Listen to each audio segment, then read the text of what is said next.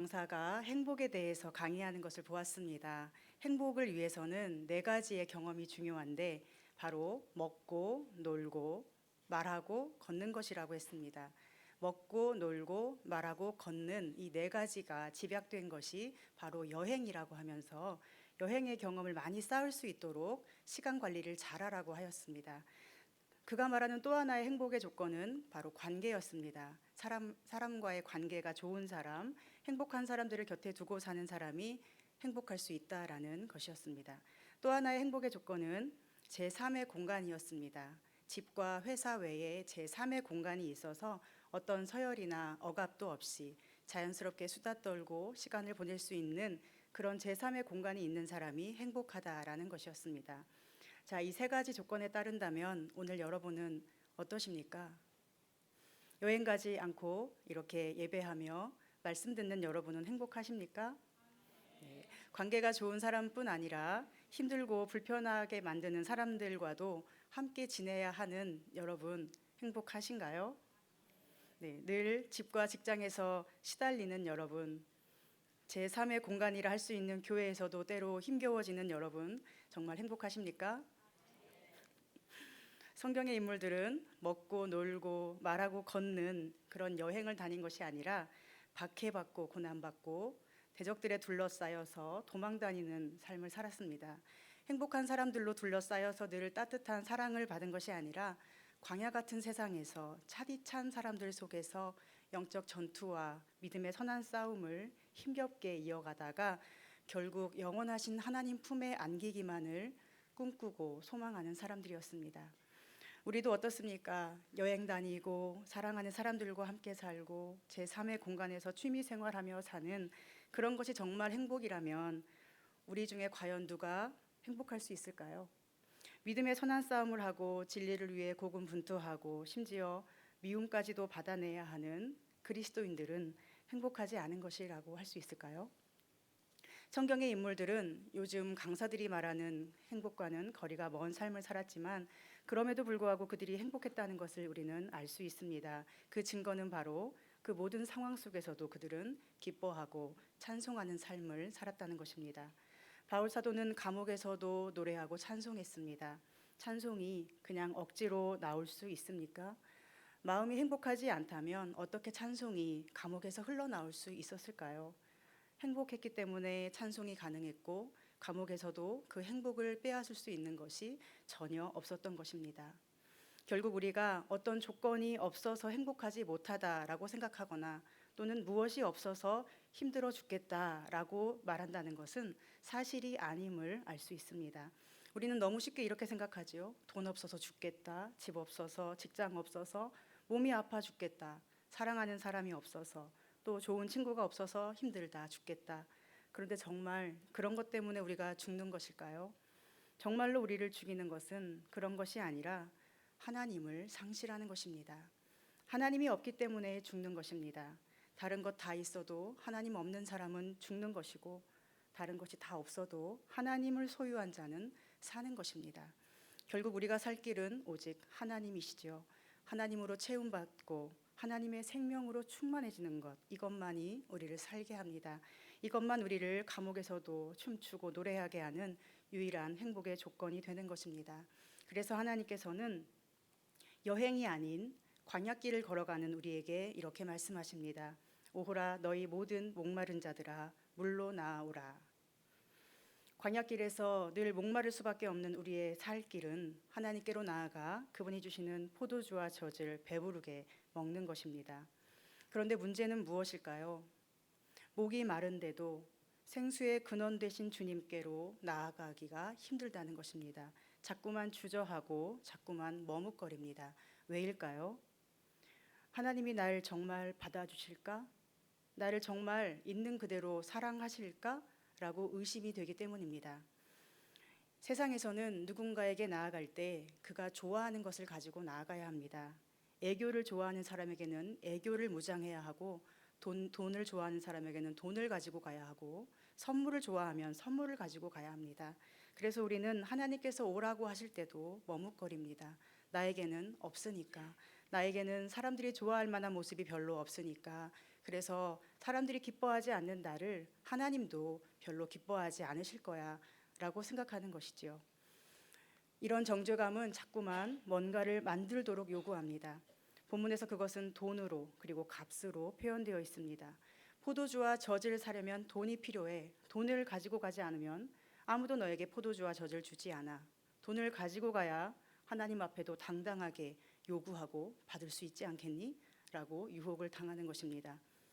그러나 한번 생각해 보십시오. 우리가 돈을 아무리 많이 가져도 하나님께서 주시는 포도주와 젖을 사기에 충분하겠습니까? 우리가 아무리 애를 써도 그것으로 하나님의 마음을 얻을 수가 있을까요?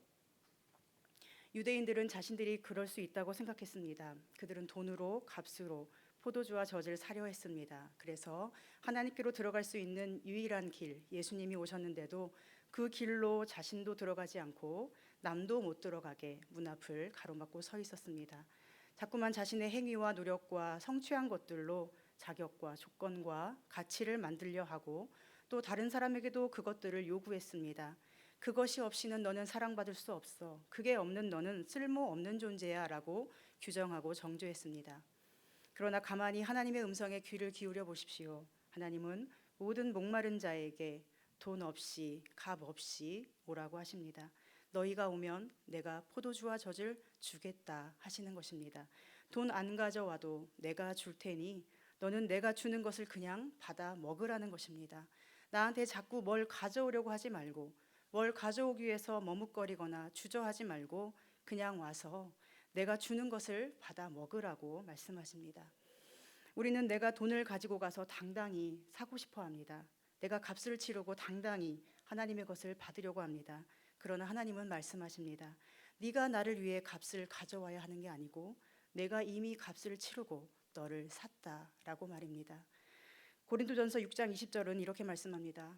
값으로 사신 바 되었으니 그런즉 너희 몸으로 하나님께 영광을 돌리라. 값을 치른 건 나야. 네가 값을 가지고 내게로 오는 것이 아니라 내가 이미 값을 주고 너를 샀어. 그러므로 값으로 사신 바 된 너의 소중함을 기억하고 그 몸으로 하나님의 영광을 위해 살면 돼라고 말씀하십니다. 오늘 여러분은 무엇을 가지고 하나님께 나아가려고 하십니까? 세상에서 상처받고 마음 둘 곳 없어 외로워질 때 아무 주저함 없이 하나님께 나아가십니까? 가진 것 없어도 내 모습 그대로 사랑하시고 값을 주고 나를 사신 하나님의 품으로 힘껏 달려가 안기고 계십니까? 하나님은 말씀하십니다. 너희가 어찌하여 양식이 아닌 것을 위하여 은을 달아주며 배부르게 하지 못할 것을 위하여 수고하느냐. 내게 듣고 들을지어다. 그리하면 너희가 좋은 것을 먹을 것이며 너희 자신들이 기름진 것으로 즐거움을 얻으리라. 하나님께로 나아가면 하나님께서 안아주시고 목마른 우리 영혼을 채우십니다. 세상이 결코 채우지 못했던, 그러나 마치 채울 수 있을 것처럼 유혹하고 자꾸만 더 목마르게 했던 우리 영혼을 하나님만이 온전히 채우시고 즐거움으로 배부르게 하십니다. 아가서에 보면 솔로몬과 술람미 여인의 사랑 이야기가 나옵니다. 솔로몬은 이스라엘의 왕이었고 술람미 여인은 포도원에서 일하는 시골 처녀였습니다. 수많은 여인들이 솔로몬을 흠모했습니다. 그러나 솔로몬이 사랑하는 여인은 술람미 여인 한 사람이었습니다. 술람미 여인이 사랑받은 이유는 무엇일까요? 그녀가 왕궁의 법도를 잘 알거나 왕을 위해서 무슨 위대한 업적을 이루었거나 솔로몬 왕의 이름을 높여 주어서입니까? 술람미 여인은 시골 처녀였고 얼굴이 검었습니다. 늘 포도원에서 일하느라 얼굴이 검게 타버렸습니다. 일하느라 치장할 시간도 없습니다. 그런데 솔로몬의 눈에 술람미 여인이 그저 예뻐 보입니다. 그녀가 아무것도 치장하지 못했어도 솔로몬을 둘러싼 수많은 여인들이 가진 것들을 그녀는 가지지 못했지만 솔로몬은 술람미 여인만을 사랑합니다. 사랑받기 위해서 검은 얼굴을 하얗게 만들 필요가 없었습니다. 포도원에서 늘 일하고 땀 흘리는 자신의 처지를 부끄러워할 필요도 없었습니다. 왕궁의 다른 여인들을 부러워할 필요도 없습니다. 그 여인들은 아무리 많은 것을 가졌어도 솔로몬에게 안 보이기 때문입니다. 하나님께서는 우리를 이렇게 사랑하신 것입니다. 우리가 대단히 예뻐서 얼굴이 하얘서 또는 화장을 잘해서 검은 얼굴을 잘 감추기 때문에 그래서가 아닙니다. 만약 술람미 여인이 사랑을 받기 위해서 그런 것들을 하려 한다면 솔로몬의 눈에는 더 밉게 보일 것입니다. 솔로몬은 술람미 여인을 그냥 사랑하기 때문입니다. 그런데 이 사랑을 잊어버리면 술람미 여인이 화장을 합니다. 뭔가 사랑받을 자격을 자기에게서 찾기 시작하면 그 자격을 갖추기 위해서 이것저것을 하기 시작합니다. 외식하고 꾸미고 남들에게 손가락질 받지 않을 만한 일들을 찾아내기 시작합니다. 그런데 하나님은 그것을 싫어하십니다. 하나님은 말씀하십니다. 그냥 너 그대로가 좋아. 사람들이 하라는 것 하지 않아도 돼. 율법, 행위, 자기 의로움, 난 그런 거 싫어. 재능, 우월함, 그런 것 때문에 널 사랑한 게 아니야. 사람들에게 사랑받기 원한다면 그런 것을 해. 그러나 난 싫어. 라고 하십니다. 하나님께서 보시는 것은 사람과는 다릅니다. 다윗을 선택하실 때도 하나님은 사람과 다른 기준을 가지고 계셨습니다. 술람미 여인보다 훨씬 아름답고 지혜롭고 기품 있는 가문의 여인들이 많았을 것입니다. 그런데 솔로몬의 기준은 달랐습니다. 우리는 질문합니다. 왜 솔로몬이 술람미 여인을 사랑했느냐고. 그건 솔로몬의 마음이지요. 왜 우리가 하나님께 사랑받는가? 이것도 역시 하나님의 마음입니다. 우리가 바른 행실을 가졌기 때문에 사랑받는 거라면 우리 중에 누가 가장 사랑받을 수 있을까요? 센스 있고 실력 있고 뭐든 척척 잘하고 말 잘하고 일 잘하는 사람만 하나님의 사랑을 받는다면 아마도 저는 하나님께 사랑받을 구석이 하나도 없을 것입니다. 그러나 감사하게도 하나님은 모든 목마른 자에게 기회를 주시고 모든 연약한 자들을 사랑하십니다. 이것이 은혜입니다. 하나님은 굳이 강하고 힘있고 능력있고 지혜로운 자를 사랑하실 필요가 없습니다. 사람들은 자신에게 없는 것을 채우려고 그런 것을 가진 사람들에게 열광하지만 하나님께서는 이미 모든 힘과 능력과 권세와 지혜가 무한하시기 때문에 그리고 원하시면 누구에게든지 어느 때든지 그것을 부어주실 수 있기 때문에 그런 사람을 찾거나 사랑할 필요가 없는 분이십니다. 즉 재능이나 능력이나 세상 사람들이 인정하는 그런 것들은 하나님의 사랑을 받는 조건이 결코 될 수가 없다는 것입니다. 물론 이것은 하나님께서 아무나 사랑하신다는 것과는 다른 의미입니다. 아무나 사랑하는 것과 조건 없이 사랑하는 것은 완전히 다른 개념이지 않습니까? 하나님은 우리를 사랑하시되 특별한 선택으로 그리고 아무런 조건 없이 우리가 죄인 되었을 때에 독생자를 내어주심으로 우리를 향한 사랑을 확증해 주셨습니다. 하나님의 이 사랑을 안다면 어떻게 우리가 자기 의를 세우려고 하겠습니까? 어떻게 우리가 포도주와 젖을 살 돈을 구하느라 하나님께 나아가는 걸음을 주저하겠습니까? 이 사랑을 안다면 누가 손가락질 한다 해도 실망하거나 낙심하겠습니까? 그저 어린아이처럼 배고플 때마다 아플 때마다 하나님께로 달려가 그 품에 안겨 있지 않겠습니까? 사도 바울이 이 은혜를 알았습니다. 그래서 그는 죽기까지 목숨 바쳐 그리스도의 일을 했습니다. 대적자들이 미워하며 너는 교회에 쓸데없어라고 말해도 매맞고 감옥에 갇혀도 하나님의 이 사랑 때문에 사도 바울은 그냥 열심히 살았습니다. 그리고 하나님은 그런 바울의 삶을 끝까지 지켜주셨습니다. 바울은 그저 값으로 사신 바 된 몸으로 하나님께 영광을 돌렸을 뿐인데 하나님은 말로 다 할 수 없는 은혜로 그를 지키십니다. 모든 대적의 손에서 건져주셨고 독사에 물려도 죽지 않게 하셨고 마지막 삶의 여정까지 하나님 나라를 위해 쓰임받도록 안전하게 지켜주셨지요. 오늘 여러분을 하나님께 나아가지 못하도록 가로막는 것은 무엇입니까? 이 정도쯤은 되어야 하는데 그렇지 못한 내 모습 바라보며 포도주와 젖을 살 값을 모으느라 분주하신 것은 아닙니까? 누군가의 잘난 척하는 모습과 그가 주는 정죄감 때문에 스스로 하찮게 여기고 하나님을 막연히 두려워하지는 않으십니까? 하나님을 바라보십시오. 하나님의 사랑을 신뢰하시기 바랍니다. 나에게 오라, 값은 내가 치렀으니 너는 그저 나에게 와서 포도주와 젖을 사 먹으라 하시는 하나님의 음성을 들으시기 바랍니다. 그 따뜻한 사랑의 품에서 우리 영혼이 배부르고 목마름이 다시 없는 평강의 삶이 되었으면 좋겠습니다. 행복의 조건에 대해서 이야기하는 세상에서 그렇지 못한 우리 마음이 지쳐갈 때 또 하나의 처방전은 바로 하나님께 기도하는 것입니다. 사랑이 넘치는 사람들로 둘러싸이지 못하고 오히려 적대자들로 둘러싸여서 공격당하며 그래서 영적 싸움을 포기하고 싶을 때마다 우리가 해야 할 일은 하나님을 신뢰하며 하나님께서 나의 기도를 듣고 계심을 기억하는 것입니다. 히스기야 왕이 남유다를 다스리던 시절에 아수르의 사내립이 쳐들어와 모든 성읍을 점령했습니다. 아수르의 왕은 스스로 높아져서 유다 왕 히스기야를 조롱하고 백성들 앞에 모욕감을 느끼도록 했습니다. 그런데 그때 히스기야는 아무런 힘도 능력도 없었습니다. 백성을 지킬 힘도 없었고 자신을 스스로 방어할 힘도 없었습니다. 그래서 그는 기도할 뿐이었습니다. 잠잠히 하나님 앞에 사정을 아를 뿐이었습니다. 그런데 기도했어도 즉시 무슨 일이 일어나진 않았습니다.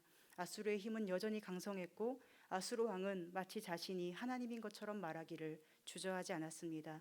열왕기하 18장 31절에 보면 아수르 왕이 하는 말들이 나오는데 마치 자신이 하나님이 된 것처럼 하나님의 자리에 서 있음을 볼 수 있습니다. 그는 내가 너희를 건질 수 있는 유일한 왕이라고, 누구도 너희를 내 손에서 건질 자가 없다고, 내가 너희를 한 지방으로 옮길 텐데 그 지방에서는 감람과 꿀이 나고 포도와 무화과와 우물물을 마음껏 마실 수 있다고 자신만만하게 말합니다. 마치 하나님께서 그 백성 이스라엘에게 하시는 말씀과 같지 않습니까? 내가 너희 왕이다. 내가 너희를 옮기리라. 내가 너희를 건지리라. 내가 너희를 먹이리라. 우리 삶에는 이런 상황들이 자주 펼쳐집니다. 스스로 왕이 되어 모든 것을 주관하려는 사람도 많고 자신이 모든 것을 할 수 있을 것처럼 자만하는 사람들, 늘 우위에 서서 모든 것의 결정권자가 되려고 하고 걸핏하면 선을 넘어 하나님의 자리에까지 침범하는 자들이 많이 있습니다. 그러나 그때 히스기야가 한 일은 무엇입니까? 자신의 힘으로 방어하거나 또 다른 공격을 준비한 것이 아니라 그저 하나님을 바라보았습니다. 잠잠히 하나님을 구하며 하나님의 구원을 기다렸습니다. 물론 기도한 히스기야에게 어떤 능력이 갑자기 생기거나 갑자기 아수르가 망하거나 하지 않았습니다. 그러나 하나님께서 그의 기도를 들으셨습니다. 하나님이 그의 기도를 들으시자 모든 상황은 단번에 정리되었습니다. 하룻밤 사이에 18만 5천 명의 아수르 군대를 하나님이 없애버리시죠. 싸울 필요도 없이 아무도 모르게 모든 대적이 다 사라지게 만들어 주십니다. 그 과정에서 히스기야를 특별히 높여주신 것도 아닙니다. 아수르 왕과 1대1로 싸워서 이기게 해주신 것도 아닙니다. 다만 히스기야를 괴롭혔던 그 무언가를 하나님은 그분의 방법으로 단번에 없애주십니다. 여기서 우리는 무엇을 알 수 있습니까? 뭔가 대단해 보이고 떠들썩하게 공격해오는 누군가를 두려워할 필요가 없다는 것입니다. 그런 자들로 인하여 손해볼까 염려할 필요도 없고 그들로 인해서 분노하거나 잠 못 들 이유도 없습니다. 때로는 인생 다 끝날 것처럼 두려움을 주는 것일지라도 하나님의 손 안에서는 아무것도 아님을 알아야 합니다. 하나님께 맡기면 하나님께서 일하십니다. 기도하면 하나님이 들으시고 하나님께서 신원하여 주십니다.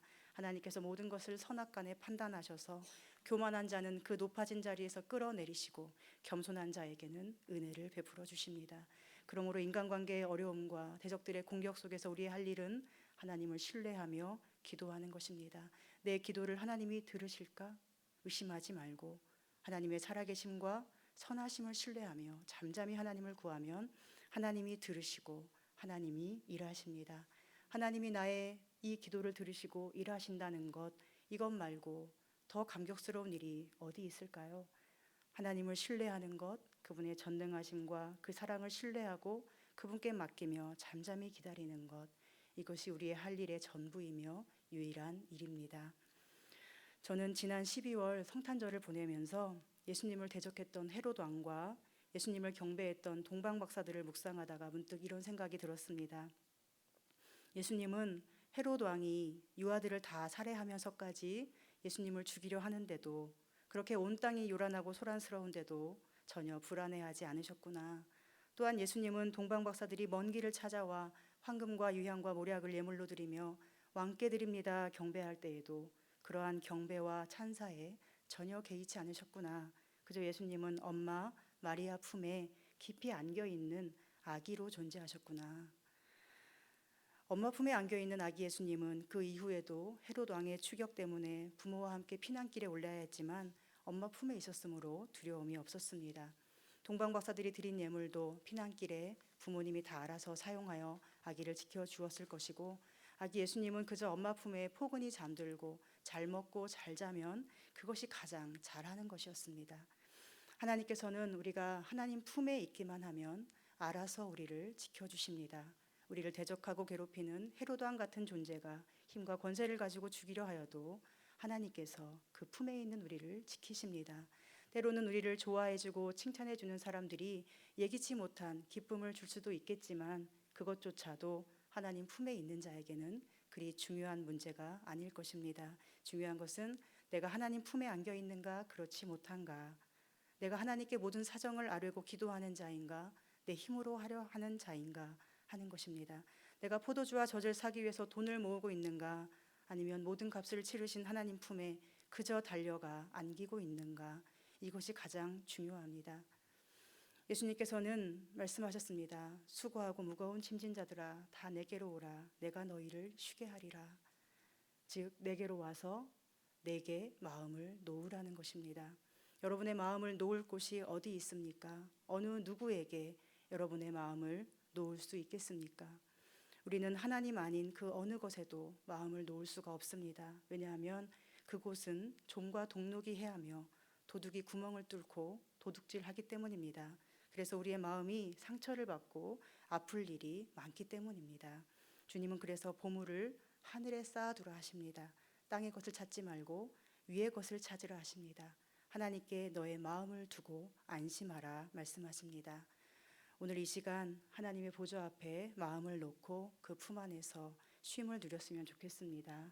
모든 것을 하나님께서 알아서 행하시고 지켜주시고 먹여주실 수 있도록 그 품에 안겨 안심하며 주님의 포도주와 젖을 풍성히 받아 마시는 저와 여러분 되기를 간절히 소망합니다. 기도하겠습니다. 하나님